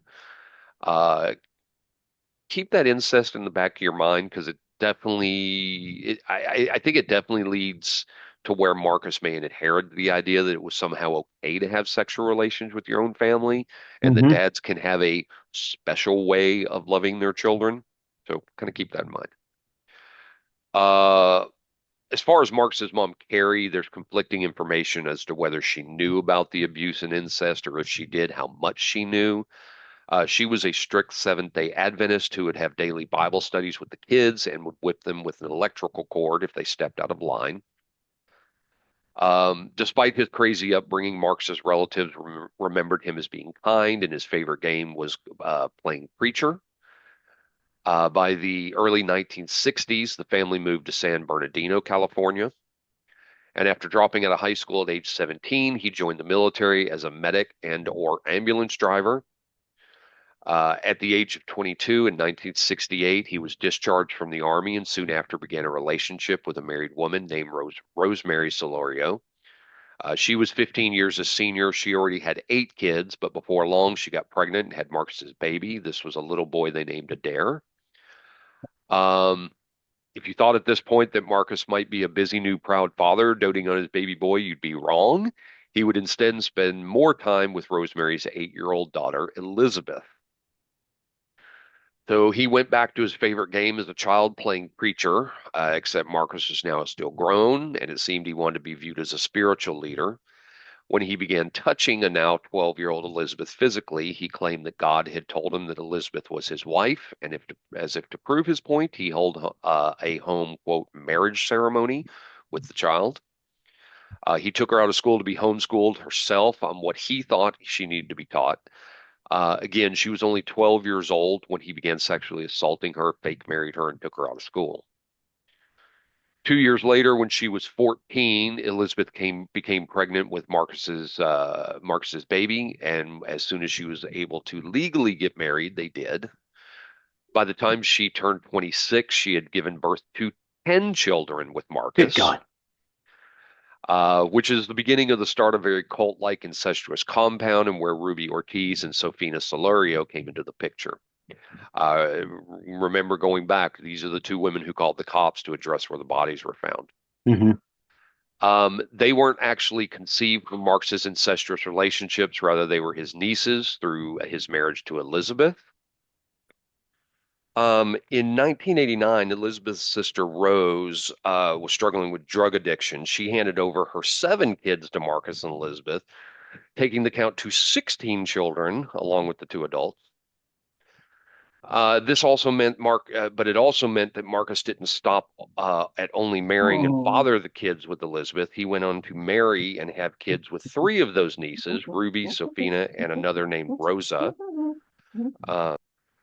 Uh, he also married 2 of his own daughters, and by married, I mean in one of his delusional home-held spiritual unions, where he would take his bride into a bedroom, place her hand on the Bible, cover it with his own. They would recite vows and then finish with the I do's.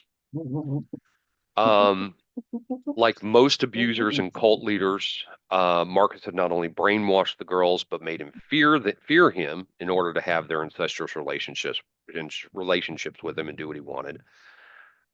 It was well known within the family that Marcus aspired to be like the cult leader, David Koresh. So another thing that was going on during this time. For those that aren't familiar with him, he was the head of the Branch Davidians. This was a religious sect, an offshoot of the Seventh-day Adventist. I will be covering this in a future episode. The Davidians lived in a compound just outside of Waco, and David Koresh claimed he was God's final prophet. One of Uh, the reasons why we call the city of Waco Wacko. yeah, yeah. I mean, this was a 51-day siege. Um, Most people were glued to their TV every day watching the Hmm. siege of the Davidian compound. I was one of those. I watched every day all the way up until the final. Again, I'm not going to get into it. Um, Ultimately the siege ended. It was very tragic. 71 Branch Davidians died. 21 of those were children under the age of 16. So I'll cover that in another episode. Anyway, just like David Koresh, Marcus hated law enforcement. So after seeing what happened to him, he ordered the family to agree to a suicide pact, and that if any government official ever tried to come and take the children away or split up the family, the mothers were to kill the children and then themselves. And he held monthly meetings to discuss the details of this plan. Jim Jones. Uh, Wessons moved to Fresno not long after that suicide pact was made, converting an abandoned office building into a home. And that's when Marcus had brought the 12 officers had seen on the day they discovered the dead victims. There's been a few different speculations as to why he had the coffins, if it was to prep for a suicide, or was it part of the fact that he believed that they were vampires? Hmm. So anyway, it goes without saying it's not normal to have coffins simply lying around the house. But anyway, Yeah. like most cults, Yeah. right? Like most cults, the members, in this case, all family, were controlled in every aspect of their lives. The women and girls had to dress in long skirts and headscarves. walk behind Marcus and stay silent in public. If they tried to talk to anyone, they would be beaten. They were separated away from their brothers and cousins just in case the males developed sexual feelings for any of the females. Only Marcus was allowed to have relations with them. Essentially, their lives consisted of taking care of the children as well as all the cleaning and cooking, the majority of the time with no running water or electricity. They were expected to fuss over Marcus by washing his excessively long dreadlocks, scratching his belly and his armpits. Um, Whether they obeyed or not did not matter because beating them was his pastime. Both the women and children would be beaten with electrical cords, baseball bats, tree branches, and his fists for even the slightest reason. One of his children would later recount being beaten for 30 days straight after stealing a spoonful of peanut butter. Hmm. Sophina, who's the mother of 7-year-old Jonathan, who was one of the bodies found on in 2004, testified that when Jonathan was only 1 month old, Marcus had beaten him until his legs bled because he wouldn't stop crying. When a girl in the family, whether that was a niece or daughter, reached the age of 8, Marcus would begin what he called, quote, loving. He would start by touching them in their beds at night, then move on to outright sexual assault, all under the guise of teaching them how to be women. And just as he had done all those years ago with Elizabeth, he homeschooled all the kids, mainly consisting of hours of preaching his own delusional beliefs, one of which that he was Jesus Christ and a vampire. In terms of the actual education, it was never more than drawing pictures or coloring. Marcus didn't work. Instead, the family survived on welfare. He believed the head of the household did not work. The welfare checks didn't go far for a huge, ever-growing family, so more often than not, that meant the kids were having rice to eat or digging through bins near businesses for food. Marcus was fed whatever he wanted, and by the time he was arrested, he weighed nearly 300 pounds and was so big that officers had to use 3 sets of handcuffs in order to reach his arms because he couldn't put him fully behind his back. Um, Wesson was abusive towards his wife and children. He prevented Elizabeth from participating in the children's upbringing. Again, he homeschooled them, taught them from his own handwritten Bible that focused on Jesus Christ being a vampire. He told the children that he was God and referred to and that they referred to him as Master or Lord. He taught the children to be prepared for Armageddon and said that the girls were destined to become Wesson's future wives. And his school curriculum involved teaching girls oral sex as young as 8 or 9. So many cult leaders we've talked about that have just, uh, um, so somehow they always I, managed. something in the there is something in people's psyche about sexual slavery. I mean, there's a Well, lot of it's part of the control. It's yeah. it's all part of the control. If they, especially if they do it to them early, they maintain that control over them. They lived all over the place.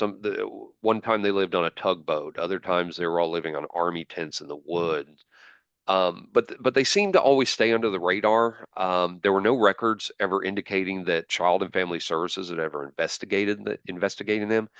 Marcus intentionally kept them hidden from the outside world, and it really wasn't until 2004, after the DNA testing, that he was outed as the dangerous person that he actually was. Um, what's important to remember, because we've touched on this briefly, their way of life was all they'd ever known. This is what they were born into. Yeah. It wasn't until Ruby and Sophina came forward that it would bring everything crashing down. Um, Interesting side note that when he married them, he also married Sophina's sister Rosa, and right to the end, she remained loyal to Marcus, and it just really kind of highlights how successfully that cult leaders can brainwash the people around them. It's wild. Um, Surprisingly, Ruby and Safina hadn't escaped. They simply told Marcus they wanted to leave and lead a life outside the world. Surprisingly, Marcus agreed on one condition. He would let them go if they left the children, Safina's son Jonathan and Ruby's child Aviv. Um, the women were so desperate to escape that they agreed. They knew they wanted to experience a different life, but it wasn't until they were out in the real world and away from Marx's constant brainwashing that they actually realized that what he had done to them and was still doing the rest of the family and that it was wrong. which Probably leads us. took them a little time to figure that out Oh, too. I'm sure it did. And that leads us right back to the start of the story, where on March 12th, they gathered relatives who had not been part of Marcus's incestuous community for moral support and headed back to the abandoned building that was serving as the home to rescue their babies. Um, they heard that Marcus was planning on leaving Fresno with the family and moving in Washington State, and they felt that they couldn't let that happen. So they arrived at the property at 2 p.m. Safina walked in, had taken her son Jonathan by the hand and told Marcus she was leaving with him, and Ruby wanted to leave too. But Rosa, again, who stayed behind and was still loyal, grabbed Jonathan and ran to a back room where Sabrina, that may be Sabrina. Now I just Okay. realized it. It's spelled Sebhrenah. That may be Sabrina. Yeah. But that's where she had put the other children. Marcus then shoved Safina out the door, which is what prompted their call to the police, and we know how the rest panned out from there. Marcus's huge distrust in law enforcement meant that nothing about his trial started smoothly.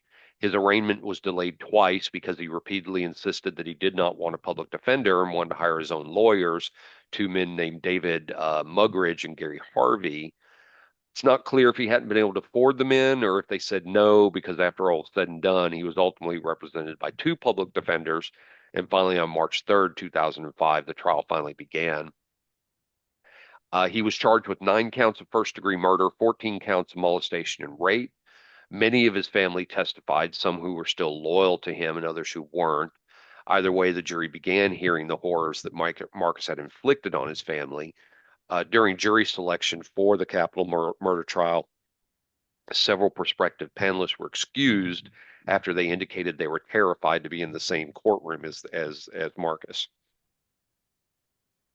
According to witness testimony, Marcus said his conduct was consistent with the Bible and that Jesus was a womanizer.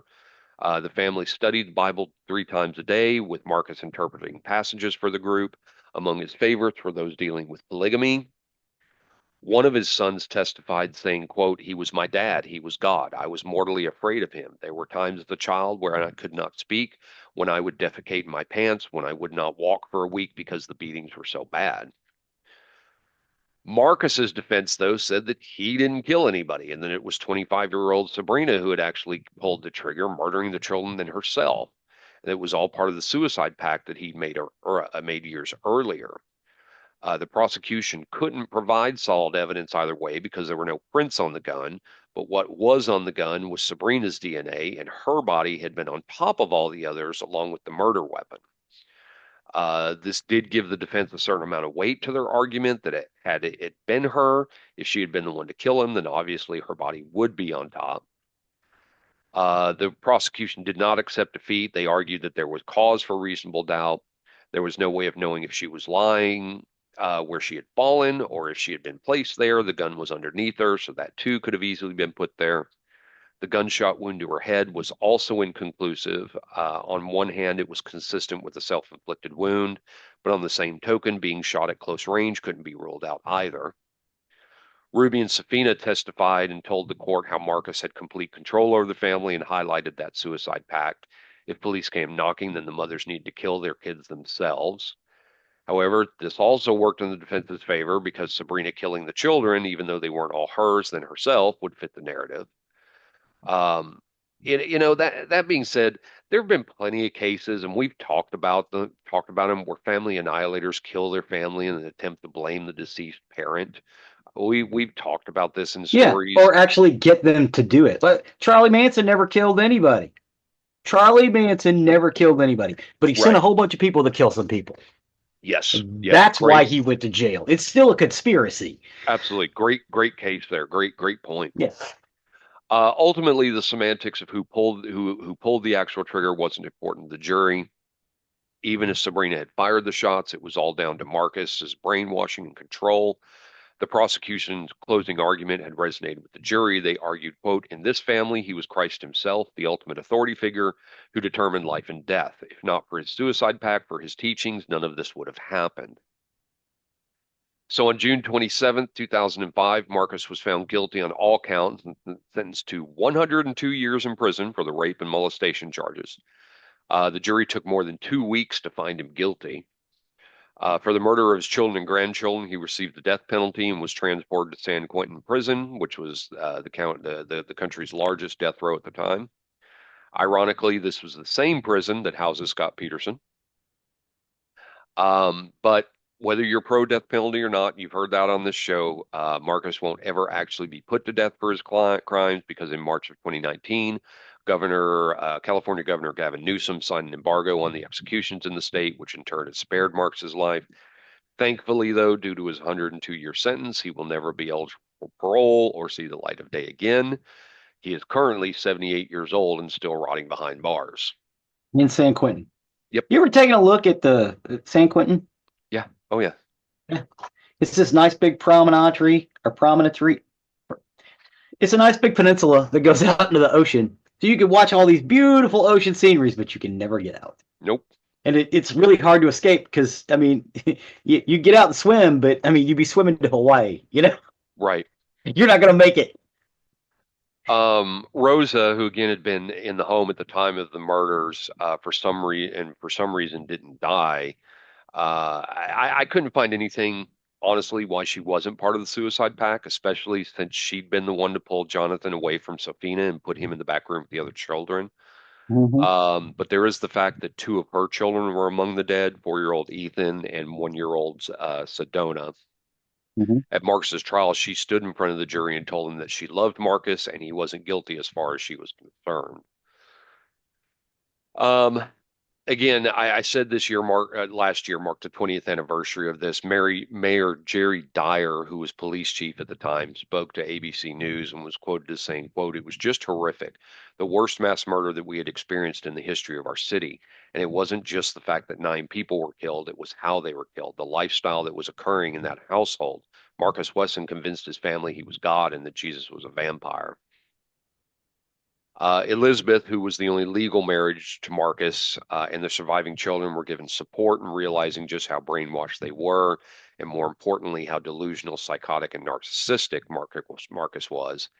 In 2010, for the first time ever, they spoke to reporters at ABC News, recounting on how over the 5 years that had passed since his incarceration, they had all tried to heal and move on with their lives as best as they could. Um, when all this came out to the public, many people accused Elizabeth of not putting a stop to the incest and abuse. Her argument was that she hadn't known what was going on. However, one of Elizabeth and Marcus's sons had testified at the murder trial, saying that if his mother didn't know about the things taking place in the house as she claimed, then she would have to be pretty dumb. As a side note, none of Marcus's sons had known for sure that their sisters and cousins were being sexually abused. Remember, they were separated. Mm-hmm. And although when they got pregnant, they'd been suspicious, it wasn't until DNA tests were conducted after Marcus's arrest that they found out for sure. I also think it's worth reiterating that of those 9 victims found dead, only the 2 eldest were born of his wife. The rest were all a product of incest. Mm-hmm. Um, I kind of agree with their son because how could she not know? But I also don't believe she can be fully vilified. She was 8 years old when Marcus began grooming her, and 12 when he had relations with Yeah, her. yeah. She was psychologically tortured and manipulated from the time of 8 years old till whenever Absolutely. this stuff. Yeah. Absolutely. I mean, he kept her so isolated that she only knew the life that he had shown her, as we had talked about. Yeah. Many members of the public turned on Elizabeth when it was discovered that she had been there the day the 9 victims were shot, except she had run and saved herself. Uh-huh. She recounted when she walked into the home past the police, who they told were waiting on Marcus to come out and resolve a custody issue. She remembered it being eerily quiet inside the house. She said her hands shook as she opened the door to the back bedrooms. The room was dimly lit, making it hard to see clearly, but she saw Marcus kneeling down with his arm wrapped around their 17-year-old daughter, also named Elizabeth, but also known as Lisi. She then said, "I saw Lisi just looking at me, and then Marcus called my name. He said, B, which was her nickname, come here, as if I were in trouble. Lisi didn't say a word, but she looked at me like, Mom, it's too late. She looked at me like she had given up." She then finished her account by saying she ran. and that this day she doesn't know why, but she regrets it. She regrets she didn't protect her children, and for that she will never find peace.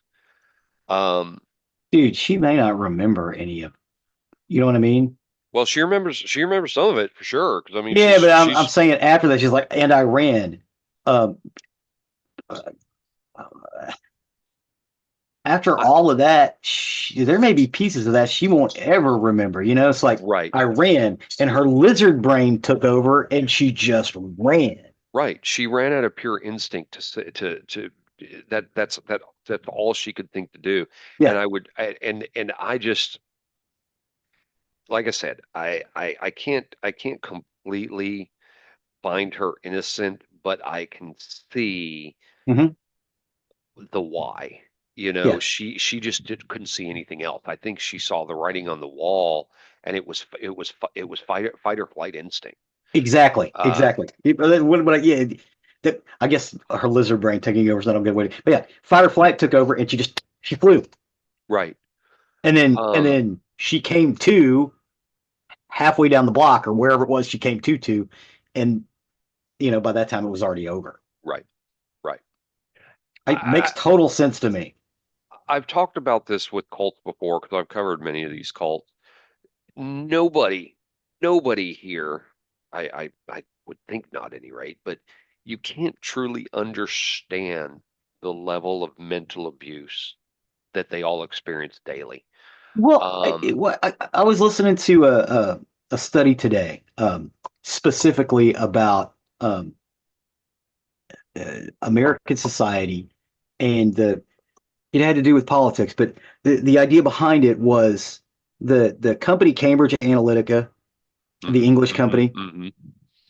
figured out that 54% of Americans on Facebook, because that's what they were data mining for, are fairly to severely susceptible to suggestion. 54% of the people on Facebook, and that's a lot of people, Americans specifically, and that 10% of those are highly suggestible. Highly suggestible.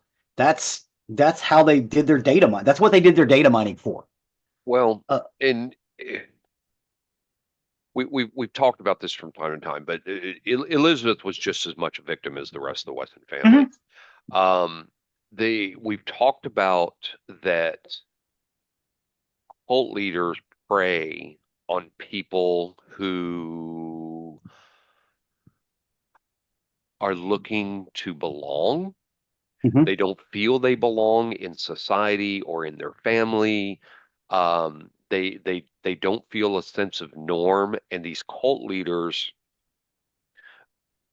give them a sense of belonging. As Mhm. much as the abuse was happening here, as much as the just the overall living conditions, they still belonged to a family. Uh-huh. They had their mothers with them, and and they had Marcus, who from a very young age was teaching them that he was God, Mhm. was teaching them that he was the supreme, and so it's kind of hard to figure how they would just get out of that Yeah, you can't. mentality. You Yeah, can't. especially if you were raised in it your entire life, Exactly. Exactly. or in So, some cases since you were like 8. yeah. Yeah. Um, the building where the massacre took place, it was torn down years ago. To this day, it remains a vacant lot. Um, I was just I was amazed as I read this story. Not only I was amazed just as much as the horrific content of this story as the fact that I had never heard this one. I'd Well, never okay. heard of this of Marcus Wesson. Fresno, California is like the far northeast bay. It's Hmm. and again, this is a local's word, not mine. It's dirtbag California. Hmm. California doesn't have a whole lot of dirtbag areas. Fresno is one of them. Right. But something this horrific, it just didn't get the headlines. No. Well, no, Um, Scott Peterson was going on at the Scott time. Peterson, David Koresh, the Branch Davidian Yeah. compound, right? And they just kind of overshadowed this. But this was This was horrific, and I don't know. It's just kind of unbelievable that this didn't get the press Yeah. that everything Well, else I because imagine it it probably should did have. locally. Yeah, but it should have been national. I mean, this should have been Uh-huh. national news because this was a horrific cult mass murder, and it was just wild, just wild. But anyway, that's the story of the Wesson family murders. Well, thank you for that, sir. Just wild, wild, wild, wild. Cool. Well, that will take us to the end of another recording week. As always, you can find more information about us on nerderymerdy.com. That's our hub, that's our website for everything we talk about. You'll find links to the topics we talk about, videos or pictures, and you'll also find the link to our YouTube page, which Zig so often updates. Thank you. Yes, there are scenes from each one of these films. I tried to pick some of the really good stuff, especially the really groundbreaking things that were happening in the films. But I think I would encourage everybody to get out and watch all of these. Agreed. Even Ishtar. Even No, Ishtar. I'm not watching that one. Yeah, I don't Not blame you. watching that one. You should watch Valerian though. Valerian's beautiful. At some point, I'll get down to watch that. You can also find the link to our merchandise page, where if you wish to show off your nerdery murdery fandom, please do consider purchasing something from there. You'll also find the link to our Patreon. Our patrons, along with the our merchandise sales, go to the costs that are associated with the show. It costs to keep us on the air for our stores, for our uploads, everything that goes into this. It's not cheap, it's not easy, and we appreciate each and every one of you. Please and thank you. Please and thank you. If you want to do something for free, you can always leave a 5-star review wherever you can. It really helps us, helps others find our content that may be looking for the topics we discuss. And last, if very not least, you can go to sleep now, Chuck. Good night, Chuck. Good night, Cookie. With that, I've been Zig with your nerdery. and I'm Jeffrey with your murdering. Cue the music.